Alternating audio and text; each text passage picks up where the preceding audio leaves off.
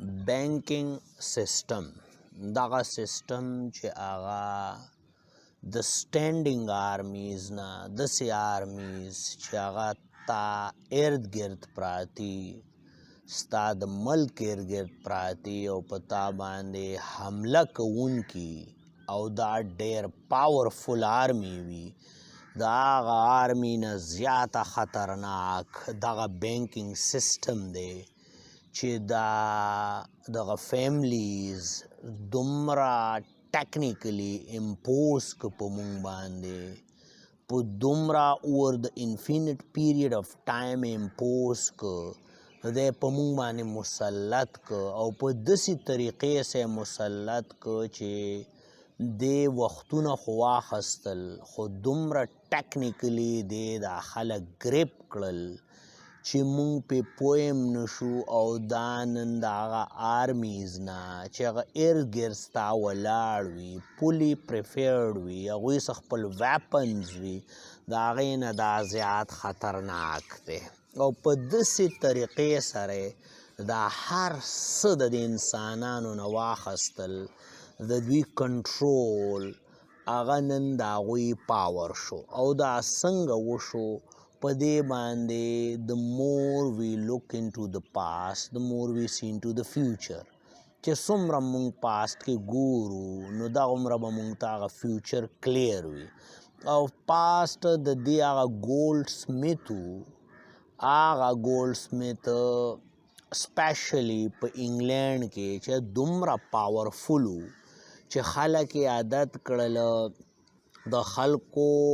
نه به ګولډ واخیسته او هغوی له به یو ریسپټ ورک او بله سټرټجي یې اپنو کړه کلوز د بروکن وینډو ورونه بند کړکۍ بنده دننه کیلو 2 4 5 10 پرته ده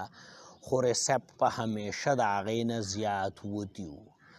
د هغې نه دوی دا لرنینګ واغشته چې په یو ځل ټول خلک خپل ګول پسې نه راځي او دې تې واخیستل چې که 100 کیلو ګولډ وي نو زیات نه زیات خلک پر ډے 10 پسې راځي او بل دا انټر کنیکټډ کړل دا واړه واړه برانچونه یا دا ماډرن بینکینګ دی د یو بل سره کنیکټډ کړل چې خلکو له کانفیډنس ورکړي نو چې خلکو له کانفیډنس میلاوېدل شروع شو لکه په ډفرنټ سیټیز کې په ډفرنټ کیپیټلز کې په ډفرنټ کنټریز کې نو دا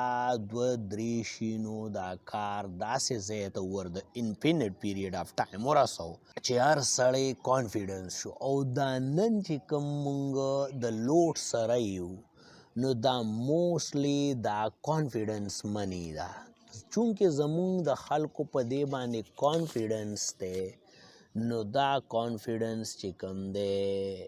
دا اصل دی ادروایز په $1 بلین پرنټینګ باندې ټوټل خرچه $1 نه راځي دا یو سمپل کاغذ دی او نمبرز په بدلوه او پرنټینګ کوه خو دقه پرنټینګ چې کوم دی نن د انسانانو د کنټرول یو ډېره غټه ذریعه سازه شو او په دغه کې د ګولډ سمیت یو خبرې زده کړه هغې ته وایي فریکشنل ریزرو بینکینګ یو داسې بینکینګ چې هغه بینکینګ نن دنیا په بله واړوله هغه بینکینګ نن کنټرول داسې ځای ته ورسو چې دغه کنټرول چې کوم دی انمیچبل دی داسې کنټرول په هسټرۍ کې دا د ګورنمنټ سره نو داسې کنټرول دا د ډفرنټ د ټاپ امپایرز تیر شوي دي لکه که مونږ ورته ووایو اوټمن امپایر که مونږ ورته ووایو رومن امپایر او که مونږ ورته ووایو پرشن امپایر د امپایرز کې دا نو یو حکومتونه داسې خو هغه ټوټلي په خیرخواهۍ و هغه د اسلام و د هغې کنټرول د خیرخواهۍ سره او هلته د یو بل حقونه ادا کېدل خو دا لوډ سره د خپلو نیګیټیویټیز دغه یو فیور خلکو له فایدې ورکولو چې دا فیور کوم مونږ ویو اول خو به مونږ ویږي نه دا 1% خو دا نن په پوینټ په پوینټس کې دي 0.00001% دغه کنټرول دغه فیور هینډ لاړ صرف اور صرف د فریکشنل ریزرو بینکنګ یا موږ دې ته دا ویلی شو چې دا 97% اون اکانومي ده چې هغې کې دا فزیکل کیش او کوین دا صرف 3% دی نور په سکرینز اف کمپیوټر باندې ده موسټلی ځکه چې آډیټ خو د دې سیسټم وینه د بینکینګ سیسټم آډیټ دا نه وي دوی سیسټم داسې ساز که چې هغه شروع شو د ریسپټ سره او هغې دا سفر کوو د لاس سره او ترو د یو اکټ فیډرل ریزرو بینکینګ اکټ په ترو باندې دوی نن داسې مقام ته ورسېدل چې رفته دوی ډي لینک پیپر د څه نه د ګولډ نه یو ټیم کې که دوی لینک کړی مو نو $20 به ایکولنټ ټو د څه شي د 1 اونس ګولډ او لږه موده کې دا بیا 35 تک او په بریټن ووډ کې دا ډالر چې کوم دی ایز ا ریزرو کرنسي ورسوله او په 71 کې خو دا بیخي ډیلینک د څه نه د ګولډ نه نو کله نه چې دا ډیلینک شوی دی نو دا جست یو ډیبټ دی او مونږ نن سلیوز یو د ډیبټ گورنمنٹ قرضې اخلي د چا نه د سټیټ بینک نه هغه سټیټ بینک چې هغه په یو بوګس چک باندې لیکل کوي او هغه بینکونه چې هغه ډبل بک کیپینګ کوي چې کله ورله خلک یو 100 روپۍ راوړي نو دې 90 لون آوټ کی او ډبل بک کیپینګ دی وجې هغه دوه ځایه لیکلو شي چې او 100 روپۍ خو په بینک کې پرتې دي او 90 لون آوټ شي او مغه 90 سرکولیشن او ری سرکولیشن بینک ته ځي او راځي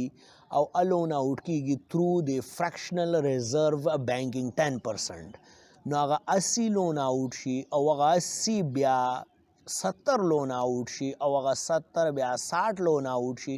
او دا داسې روانې چې د 100 نه 0 روپۍ سازي شي چې هغې کې 900 دا صرف آن د سکرینز وي او ترو د دغه یو فینامنا هغې ته وایي ډبل بک کیپینګ نو چې کله دا نوي لوټونه که دا ترو پرنټینګ وي او که دا ترو د پاور آف فریکشنل ریزرو بینکینګ وي چې هغه 10 روپۍ یا هغه 10% تیږ دی نو نن دغه پاور چې کوم دی یو ټیم که تاسو هیسټري ولټوئ نو بلیونز به یو ډېره غټ فیګر اول به میلیونز یو ډېر غټ فیګر بیا بلیونز یو او نن ټریلیون یعنی 1000 بلیون نن دا یو عام فیګر دی په کووډ په دې لږه موده کې دوی الموسټ 40% پرنټینګ وکړو د ډالرز او هغه ډالر سره کنیکټډ دی زمونږ دا ډفرنٹ کنټریز نوټونه دا ټول سټینډرډ یا ریزرو مخکې چې به ګولډ اوس ډالر دی نو دا هغه ډالر ډایرکټ امپیکټ په مونږ باندې راځي نو دغه امپیکټ د وجې نن خبره داسې ځای ته ورسېده چې انسانان د ریټ ریس نه وځي نه ټوله ورځ دوی په ریټ ریس کې ټول عمر په ریټ ریس کې اندا چې هغه مرګ راځي نو عموم هغه په منډه باندې وي ریزن څه دی دا پیپر منی خو د دې پیپر منی هسټري د دې پیپر منی لرنینګ د دې پیپر منی فهم او د دې اپوزیټ ډایرکشن کې اوسېدل چې د دې کرایسس ته اپرچونټیز ته واړی مونږ له په دې باندې لرنینګ کول پکار دی ځکه چې سوسایټي کې د دې هیڅ ذکر نشته د دې هیڅ کنسپټ نشته دا مونږ کنیکټ کړی دی د کنوینینس سره چې سبا مړه سره ګرځول بس دا خو کنه نو هغه کنوینینس هغه زمونږ دپاره یو رسۍ شي او هغه رسۍ مونږ زوړنده کي نو چې څومره مغه رسۍ مونږ ورکوو دا خپل پاورز دا خپل اتھارټیز دا دې له ورکوو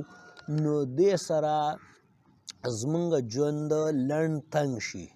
او دا هغه معیشتن ژوند کا شي، هغه لنډ تنګ ژوند شي چې هغې کې د انسان ساه وخیږي، هغه شي کې استعمال نشي چې د کم دپاره راغلي، د هغه منډې د دې دپاره وي، د هغه منډه بیا د صحت دپاره نه وي، د هغه ازادۍ دپاره نه وي، د هغه منډه بیا په هغه پریزنس کې وي، هغه پریزنس چې هغه مونږ په خپل تھینکینګ کې محسوس کړي وي سایکولوژیکلی، او هغې کې مونږ د خپل فزیکل وجود هم ګاڼه کړي وي. نو مونږ له لرنینګ پکار دی چې لرنینګ وکړو، او دغه لرنینګ دی چې دا به مونږ ازادوي، او ورو ورو رفته رفته دا روان دی دغه نمبرز له، جسټ نمبرز له. دې ته نن مونږ ویو CBDC، سنټرل بینک ډیجیټل کرنسي، او دا فیوچر تقریبا دوی کنیکټ کړه، ځکه چې دې کې اوس دا غټ غټ کارپوریشنز لکه ټیسلا شو، لکه جنرل موټرز شو، داسې دا نورې غټې ادارې شوې، نو دوی به دې کې اوس انویسټمنټ شروع کړي، او دا به یو نوې سپیکولیشن، یو نوې اندازې، یو نوې جوارۍ به شروع شي، او خلک به هغه ریل اکانومي پرېږدي، هغه ګوډ پروډوسینګ سروسز ګیوینګ دا به پرېږدي، او جست په بیټ کوینز کې به ټوله سرمایه کاري شروع شي. او بیټ کوینز نن دوی کم از کم 50K ته ورسو، یعنی $50,000 د نن د یو بیټ کوین برابر شو. نو دا سفر شروع د کم ځای نه شو، روان کم ځای ته دی، د دې لرنینګ ډېر زیات ضروري دی، او دغه لرنینګ ته مونږ تاسو رابلو چې تاسو دا لرنینګ وکړئ او د دې د سلیوري نه خلاص شئ. کم از کم که د سلیوري نه خلاصېږئ، نو چې دومره ساه خو پکې اخیستی شئ که نه چې دا ژوند مو تیر شي، که نه ټول عمر به د دې سلیوري وي، صرف د دې وجې نه چې تاسو سره به د دوی لرنینګ نه وي.